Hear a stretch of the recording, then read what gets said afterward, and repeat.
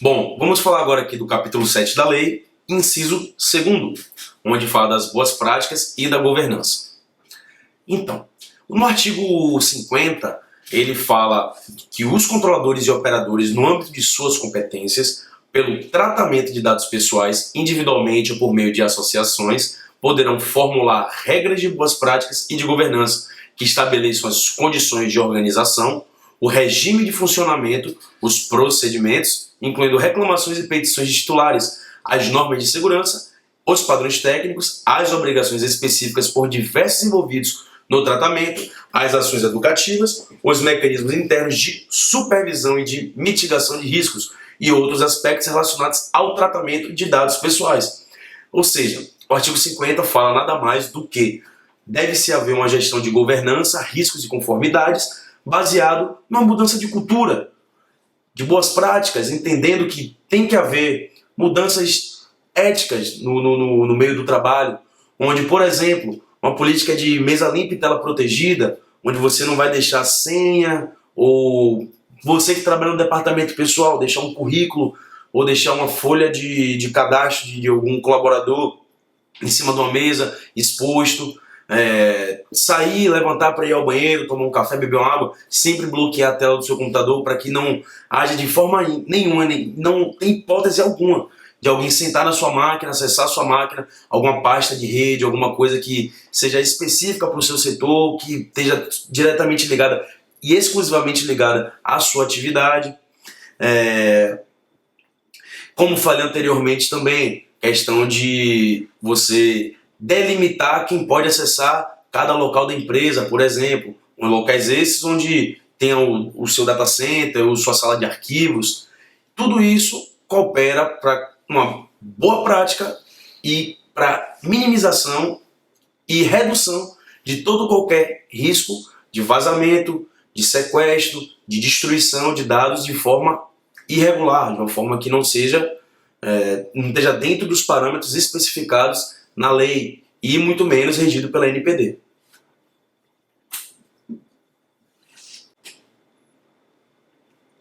Bom, pessoal, chegamos ao final do nosso curso, certo? Fiquei incumbido aqui de poder finalizar todo esse ensinamento para vocês. Mas aí, antes mesmo de preparar essa última aula, eu pensei, pô, beleza, já está exposto toda a questão da lei, a Lei Geral de Proteção de Dados, eles já estão sabendo o que são os dados sensíveis, quem pode cuidar desses dados, quais são os princípios que regem essa lei. Mas assim, no final de contas, de que forma essa lei servirá para o trabalhador? Então aqui eu vou fazer uma exposição breve, somente para poder elucidar algumas questões referentes às relações de contrato e à LGPD. Bom, para início de conversa, precisamos enxergar 3 cenários. O primeiro deles é o seguinte, a fase pré-contratual. É o momento em que o candidato ele está na fase de tratativas para ver se ele vai conseguir ou não aquela vaga de emprego. Mas neste momento, seus dados já estão expostos, porque através do seu currículo estarão seus dados como nome, CPF, endereço, telefone para contato, dentre outras informações, certo? No currículo talvez não contenha nenhum dado sensível de fato, mas já existem algumas disposições preliminares dos seus dados. Então naquele momento já se inicia a tratativa junto ao RH da empresa, em que os dados daquele possível colaborador já estão à disposição da empresa. Outro fato que nós precisamos nos atentar, existiu a fase pré-contratual, que é esse processo seletivo, esse momento de encontro, primeiro momento entre o trabalhador e o empregador, e temos a fase contratual. Bom, ao fim do processo seletivo, foi determinado que aquele trabalhador ele irá ingressar na empresa e irá utilizar sua mão de obra para fins junto àquela contratante. E a partir de agora, a empresa poderá coletar outros dados. Quais são esses? Quando a gente remete à ideia de contratação, imediatamente lembramos dos ASOS, que são atestados de saúde ocupacional. Naquele momento, o trabalhador ele se coloca à disposição para informar dados de saúde para que a empresa avalie se é possível ou não aquela contratação. Não bem só a empresa, mas que também esteja protegido a saúde do trabalhador, porque muitas vezes você é contratado para uma função que infelizmente sua saúde não permite que você exerça. e a empresa não pode colocar a saúde dos seus trabalhadores em risco. Então, para isso existe o ASO, para ver se aquele funcionário de fato está apto ou não ao trabalho, e naquele momento são coletados dados importantíssimos a respeito da saúde do trabalhador.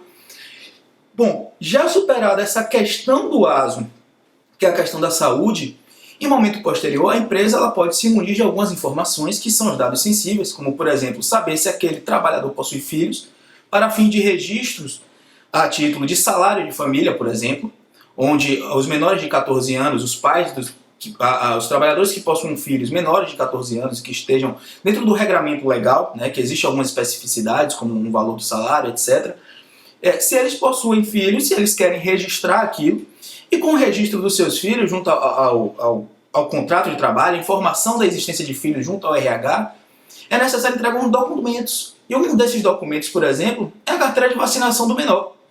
Então, assim, você vê que a todo momento o trabalhador ele vai ter que fornecer os seus dados de alguma forma ao empregador, certo? Ainda que seja para receber benefícios. Como eu até expliquei, ele pode fornecer aqueles dados para receber aquele benefício. E nesse caso seria o salário de família, que é um direito que o trabalhador possui. Assim, já seguindo mais em frente, podemos tratar também a questão, na fase contratual, sobre algo que é muito importante. O vazamento de dados dentro de uma empresa, dados sensíveis sobretudo, ele pode acarretar a questão do assédio moral. E aqui eu vou fazer dois destaques. Existe o assédio moral vertical e o assédio moral horizontal. O que isso quer dizer? O vertical é todo aquele assédio praticado um superior hierárquico pelo seu subordinado. E o assédio moral horizontal, ele é aquele que é praticado em trabalhadores que possuem a mesma hierarquia dentro da empresa. Bom, para que se exemplifique um pouco melhor, o assédio moral é toda aquela humilhação sofrida de forma reiterada ou muitas vezes apenas uma vez, mas que é o suficiente para com que o trabalhador se sinta humilhado, com que ele se sinta com o seu psicológico abalado.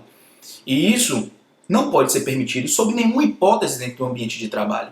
Até porque, como foi dito, as boas práticas, a governança, tudo isso pertence a um pouco do compliance. E o que é o compliance? É o dever agir em conformidade, ou seja, de acordo com a lei. E a lei não permite, é constitucionalmente vedado a prática do assédio moral, o assédio sexual, todos eles são vedados. Isso é sabido por todos nós. Mas, só para dar continuidade, temos também a terceira fase, que é a pós-contratual. Ou seja, durante o início da fase pré-contratual do seu trabalho, antes mesmo de você ter sido contratado, já havia fornecido seus dados. Depois, uma fase contratual, em que seus dados ficaram dispostos para o trabalhador. Agora existe uma fase pós-contratual, ou seja, o contrato chegou ao fim. Com o fim, seus dados serão eliminados? Você irá pedir a exclusão? Isso aí vai depender de cada um, certo? O que se entende que a obrigação por parte da empresa é que ela não pode excluir esses dados, eliminá-los de qualquer forma que seja, porque existe a necessidade de resguardá-los. Porém, esses dados devem permanecer guardados sob total sigilo, sem poder ser alcançado por nenhum outro setor da empresa, porque aquele funcionário não mais pertence à empresa, mas existem dados que são relevantes para aquele trabalhador. Então, por fim, eu só quero dizer o seguinte: a Lei Geral de Proteção de Dados, ela vem para proteger o titular dos dados. Este é o mais interessado. Não existe maior interessado do que o próprio titular de dados. E na relação de trabalho, assegurar esses dados faz com que exista um meio ambiente de trabalho muito mais saudável. Então, por isso, é necessário que vocês, trabalhadores, entendam a existência da Lei Geral de Proteção de Dados, entendam como ela se aplica, seja no âmbito judicial, administrativo ou corporativo, e entendam, sobretudo, a necessidade de cada documentação. Então, hoje, a documentação mais precisa que o trabalhador precisa ter é o termo de consentimento. O termo de consentimento que seus dados estarão dispostos à empresa, nesse caso específico. Mas, hoje, você poderá ter e assinar esse termo de consentimento, porque você tem um conhecimento da lei. Você sabe, além da lei, você sabe quais são os seus direitos. Então, muito obrigado a todos.